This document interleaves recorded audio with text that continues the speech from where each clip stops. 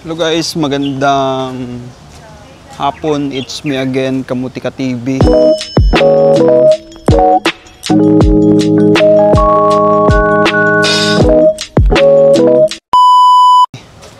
And thank you so much guys sa support and welcome. Sa mga hindi pa nakapag-subscribe dyan, subscribe na. And dito tayo sa isang park dito sa Macau. Yan. Maganda dito guys magmuni-muni. Yan, daming Pilipino. Wala na, Chinese pala. Ang ganda doon, no. Kaso may nakapwesto na.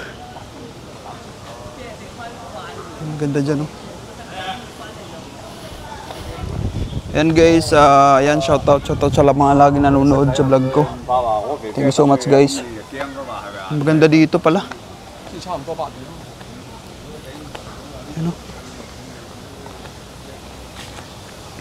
Yan doon, maganda doon magtambay.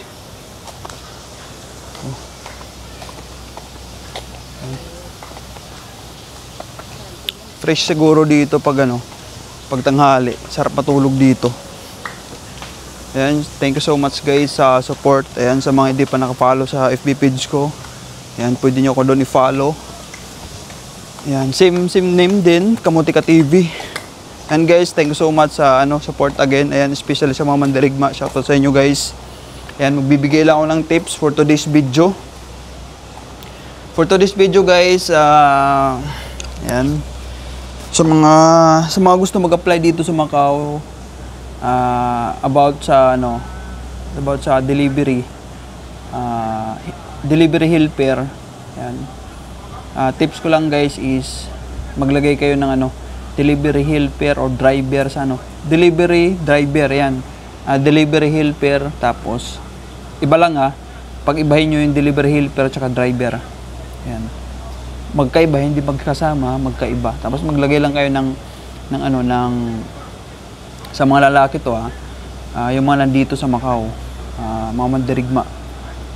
Yan, pagsiparitin mo yung delivery helper at driver diyan sa experience mo.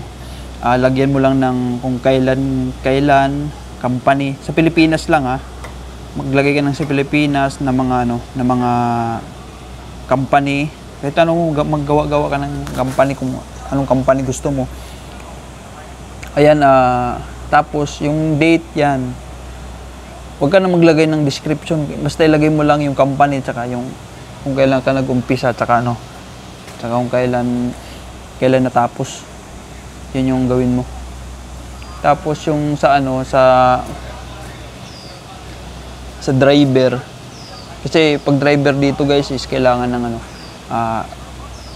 minsan kasi hinahanapan nila ng yung driver license. Ayun, pag pupunta kayo ng Macau, kailangan yung i-renew, hindi expire yung mga driver license nyo. Pero hindi bihira lang yung pinag-drive ng mga Pilipino dito. Be ready lang guys. Pero pag dito naman wala naman kasing quota driver. Siguro sasabihin ka lang na driver, kailangan ng driver, pero yung kung titingnan sa card mo, yung ID mo, working ID mo is hindi nakalagay doon na driver. Pamalihuin ka lang pa-drivein ka lang, pero yung quota mo is hindi driver. Kasi mga pwede lang dito mag-drive guys, mga residente. Ayan guys, yun, maglagay kayo ng delivery helper tsaka driver. Dapat dalawa yun Tapos para pwede kayo mag-apply ng logistic. Ang daming logistic company dito guys sa Macau. Yan. Pag mayroon kang delivery helper, pwede ka sa mga logistic company, tapos sa mga gulayan, mga itlogan, yan, pwede ka dyan. Doon sa palengke, pwede ka doon magpasa ng mga CV sa mga palengke doon, mga gulayan, mga karnihan, yan. Kasi mga nagbubuhat yan mga di-deliver yan, pwede ka dyan. Tsaka, huwag kayo mag-focus dyan sa mga agency, mag-apply din kayo sa mga ibang company. Pag may makita ka sa mga building, kasi pagpasok mo sa building dito guys sa Macau, makikita mo yung pagpasok mo ng building, di ba? Pagpasok mo sa building, makikita mo yun yung building directory. Pagpasok mo ng building, nandyan yan, yung first floor, ano ba yung nakalagay, ano bang mga company yung nandun sa first floor, makikita mo na yan dyan second floor, third floor. Pag may makita mga logistic, yan, pasa ka doon, katok ka sa mga building, tapos pag may makita kang human resources na agency, yun, pasa ka doon. Yun yung mga technique dito guys para mabilis ka makahanap. Sa isang buwan guys, imposible na hindi ka makahanap dito. Pero kung puro ka lang agency, pasa-pasa doon, ay naku, matagal yun. Tapos bihira ka lang pumunta, tapos drop box. Guys, diskarte dito yung dapat gawin mo. Dapat hindi ka dito, yung antay-antay, hindi ka makaalis pag mag-isa. Nako, kung ganun yung attitude mo, huwag ka na magtaka, mahirapan ka makahanap ng trabaho dito. Tapos part-time ka, ang daming part-time dito guys, maghanap ka dyan sa may mga group kasi dito sa Macau na and Bahay Kubo, Macau part-time yan. Dyan, maghanap ka dyan ng part-time. Wag dyan sa mga nagpupus ng trabaho, scam yan. Kaya wag ka dyan ay nako, lalo na pag bago ka lang dito. Dapat guys, panoorin yung mga scam na mga vlog ko dyan dito sa YouTube ko. Sa playlist mo para magkaroon ka ng awareness. Hindi pupunta ka dito, wala kang alam. Kasi kung hindi mo mapapanood yung mga scam na yan dyan sa vlog ko, nako, 100% ma-encounter mo yun pag nandito ka sa Macau. Kaya guys, yan yung nire-recommend ko na panoorin mo yan para pagdating mo dito is hindi ka natatanga-tanga. Diba? Akala mo lang bibigyan ka ng trabaho pero ini-scam ka na pala. Kawawa ka. Kawawa yung mga mandirigma dito kasi kapwa Pilipino din yung isa sa mga tinik dito sa mga nanluloko ng kapwa Pilipino. Yung mga nanluloko dito, yung mga may mga trabaho na imbis na tulungan yung walang trabaho, yung gagawin nila is pipirahan pa, pangangakuan ng trabaho, hinga ng pera, hanggang sa ubusin lang yung visa mo, paantayin ka, hanggang sa makaalis ka na ng Macau. Punta ka ng Thailand kasi di ka kasi nga, inaantay mo yung sinasabing trabaho. Guys, kung may nangako man sa'yo na trabaho, wag kayo maglalabas ng pera. Yun yung sinasabi ko lagi.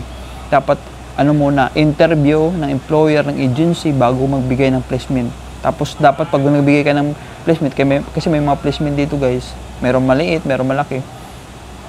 Magbigay ka is dapat, dapat sureball muna ng Huwag ka magbibigay ng full dapat 20% lang sa binigay na amount ng placement mo na babayaran sa agency. Dapat doon ka mismo sa agency, hindi yung sa tao-tao lang. Ako, patas Pilipino pa. Ako.